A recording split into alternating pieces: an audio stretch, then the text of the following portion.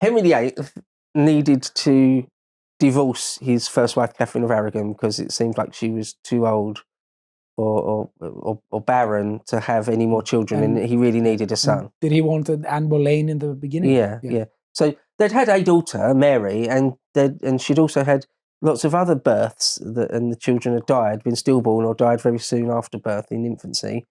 And she was getting on, and it looked like that she was too old to have any more children. So Henry VIII sort of needed to, in his own mind, for political reasons, for handing on the kingdom, needed a male heir. So he needed to get rid of her by either divorcing her or having the marriage annulled. He tried to get his chancellor at the time, Wolsey, Cardinal Wolsey, tried to get Wolsey to get the Pope to annul the marriage or at least a divorce. And Cardinal Wolsey, after years of trying, failed to do that. And it's quite complicated because the actual politics of Italy and the Papal States and what the King of Spain was doing and the three-way relationship between France, Spain and England with the Pope's influence thrown on top, it's quite a complicated thing. Could do whole epochs on it. Yeah. Essentially, all you need to know is Wolsey failed to get what Henry wanted.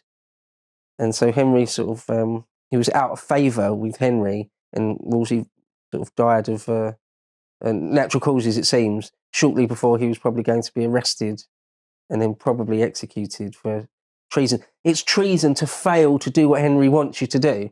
Yes. Kind of crazy. So anyway, the chancellor Henry chose after Wolsey was Thomas More. And as I say, Thomas More was already a famous thinker of the day.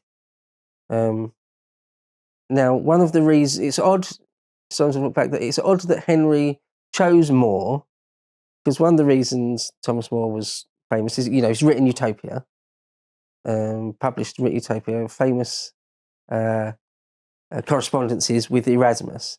But what Henry wants more than anything is to get his divorce or an annulment, and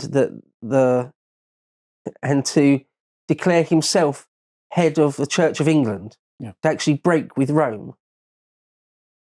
But Thomas More is exactly the sort of person who's not ever going to agree to that.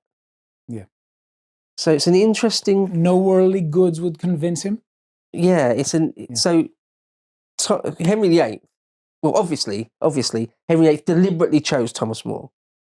So it's like, if there's anyone in the whole kingdom who will put up an immaculate, implacable defence against the very idea of his supremacy, being the head of the church in England, it would be Thomas More. Therefore, I'm going to pick him to be my chancellor and make him the number one person to advocate for it.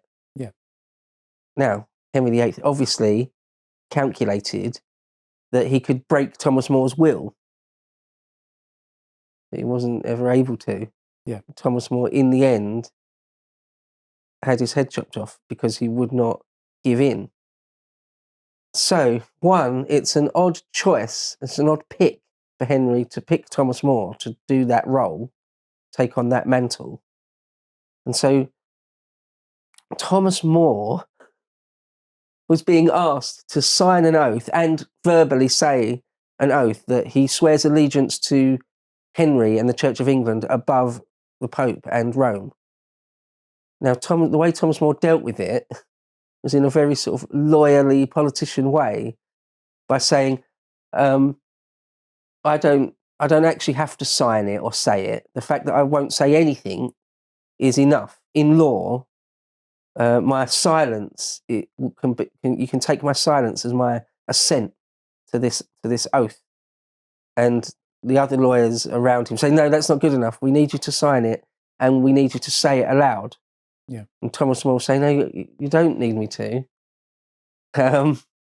He was being difficult for Henry. Yeah. And they said, look, can't you just sign it at least? If you sign it, or if you can say it, but in your heart you don't need to mean it, but you do need to say it.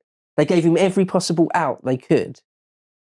And he refused to say this oath, i.e. Condemning Rome. Well, not condemning them, but just saying that Henry is the head of the church in England, and the popes and Rome cannot tell the crown what to do or who they can or can't marry or divorce. I think you told me about a series, or was it a film, A Man for All Seasons? Yeah, Man for All Seasons. Yeah, was it about Thomas More? Yeah. And there's also another series that I've watched that I didn't like so much, The Tudors. The Tudors, right? Yeah. And it showed a lot the kind of conversations he had with Cardinal Wolsey, and they were depicted as being very different men. Yeah. And in the Tudors, they say that towards the end, where the character of Wolsey dies, they say that it's not historically accurate, but he was, in a sense, confessing to God. Sam Neill was playing Wolsey. Mm-hmm. I think he wasn't fat enough. Or was it? Yeah. Whatever. And he was saying basically that, Lord, I know I don't deserve your forgiveness, but I still think I'm not a bad man, and I did what I did for the good of the people and to promote my kingdom. Even my methods weren't, the methods that are supposed to be the ones. And I think that are more sincere than some others who constantly take your name in vain, and they show Thomas More, the character. But then I think the series doesn't portray Thomas More in a bad way. The Tudors. Yeah. That's the one with Jonathan Rhys-Meyers, right? And Natalie Dormer is Anne Boleyn. Yeah. So here's an example. I like Natalie Dormer. What? Yeah. So here's an example of how Thomas More is a difficult person to get a handle on. Take, for example, the film A Man for All Seasons, and anyone that's remotely interested in any of this should certainly watch A Man for All Seasons, which is quite an old film now. It's from the 60s, I think, or at least 70s. I think it's 1960s. Now, in A Man for All Seasons, Thomas More is depicted as just the goody. Yeah. He's not doing anything wrong. Yeah. He's correct and right and just good, the goody. Henry VIII is sort of some sort of evil tyrant, and Thomas Cromwell, who's sort of Thomas More's sort of arch enemy in a way, ends up putting him on trial, Thomas Cromwell, and taking his job after him. In A Man for All Seasons, Thomas More is just the goody. Yeah. And he's doing the morally correct thing, the ethically correct thing. Everywhere. He's done nothing wrong.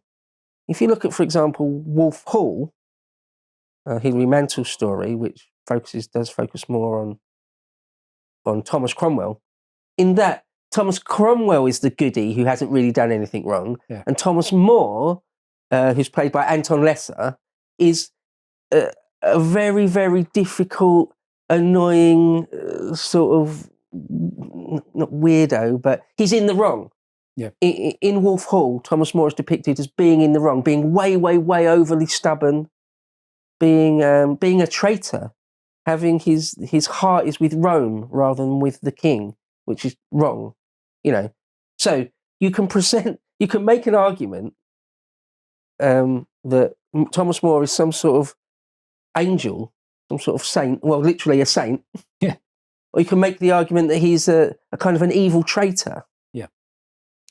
And I think the difference between the depictions in Wolf Hall and A Man for All Seasons says it perfectly. That it depends what side of the aisle you're on. If you're a Catholic and you stick up for Catholicism, and even in the 16th century, well over 1,000 years of glorious tradition, and that the Pope is God, or at least Christ's representative on earth, the successor of St. Peter. If you're on that side of the aisle, then More is a wonderful figure, a hero to you. If you're a hardline Protestant, then of course not. Yeah. If you're for, say, England above the monasteries, if you're for the crown and the people of England above Rome, then he is a traitor. Yeah, he deserved to have his head chopped off. So that's why I say he's a bit of a difficult figure. Yeah. And what he chose to do during that period of his life, when he was being asked or coerced into signing the Act of Supremacy and swearing an oath to Henry above Rome. The fact that he just kept silent, and it went all the way to a treason trial, and then which was a kangaroo court. It was a show trial. When he was found guilty at the end of that, after the verdict has come through that you're guilty and that you're going to be either burnt alive or beheaded, the king did stay it to a beheading rather than being burnt alive. Thomas More stands up in open court after the conviction and says, well, now I've already been convicted, I may as well say what's truly in my heart, finally. I've been very, very loyally and quiet for months and months on end. Well, now I'll tell you what's in my heart, is that I'll never abandon Rome. Yes. Is that, yes, my allegiance is to the Pope, first and foremost. Kings on earth do not stand above the papacy. So there you go. He's stuck by his principles, if nothing else. Yeah, I mean, whether you love him or hate him, he did have principles. I think we can safely say that. Right. Yeah.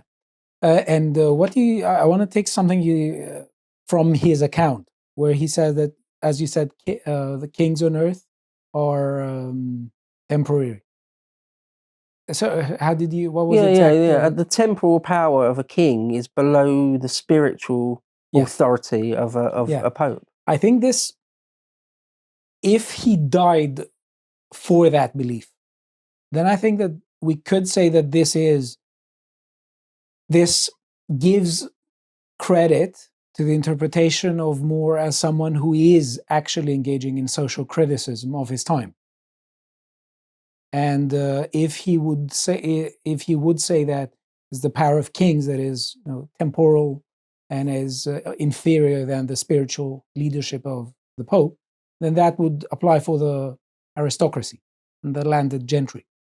That is why a lot of people are saying that in the Utopia he is using Raphael Hythloday to express his actual views, the views close to his heart, the views in a sense he died for, and create an artificial distance between himself and his views in order for him not to get his head chopped off. Now, you describe him as a man being placed in a situation where he sort of had no escape. So it was, he got unlucky, let's say.